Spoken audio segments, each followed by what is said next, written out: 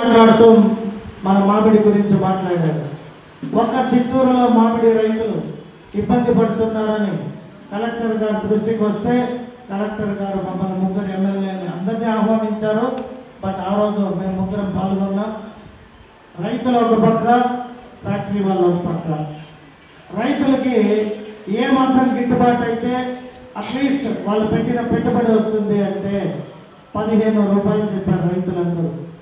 Factory వాళ్ళేమో పక్క రాష్ట్రంలో 4-5 రూపాయలకి మామిడి దొరుకుతుంది, మేము ఆడ 5 రూపాయలకి దొరికినప్పుడు 15 రూపాయలు ఇవ్వలేము కదా అని చెప్పి ఫ్యాక్టరీ యాజమాన్యం అంతా ఒకటిగా ఉంటే, సమయాభావం లేదు, ఇంకా ఎక్కువగా మీటింగ్లు పెట్టుకునే టైం లేదు, ఏదో ఒక కట్ ఆఫ్ ప్రైస్ క్లోజ్ చేయాలి అంటే ఆ రోజు నేనే ముందుకొచ్చి అట్లీస్ట్ 12 రూపాయలన్న రైతులకి ఇస్తాము, 4 రూపాయల సబ్సిడీ, 8 రూపాయల ఫ్యాక్టరీ వాళ్ళని ఇచ్చి 12 రూపాయలతో ఈ మ్యాంగో రైతులను ఆదుకోవాలని కలెక్టరేట్లో ఆ రోజు కలెక్టరు మేమందరూ నిర్ణయిస్తే మా ముఖ్యమంత్రి గారు దాన్ని గౌరవించి ఖచ్చితంగా 4 రూపాయలు సబ్సిడీ ఇస్తాను, ఫ్యాక్టరీ వాళ్ళంతా 8 రూపాయలు ఇచ్చి తీరాలి అని చెప్పి ఆదేశించి సబ్సిడీ కూడా రిలీజ్ చేయడం జరిగింది జీవో.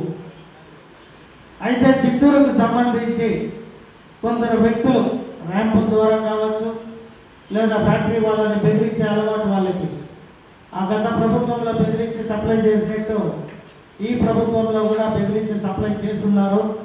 ఖచ్చితంగా మా కలెక్టర్ గారు నిస్వార్థం లేకుండా నిజాయితీగా స్వచ్ఛందంగా రైతులకి చెందాల్సిన డబ్బుల్ని ఎక్కడైతే రైతులు తోలేరో వారందరికీ కూడా డబ్బు చెందాలని మేము తెలియజేయడం జరిగింది.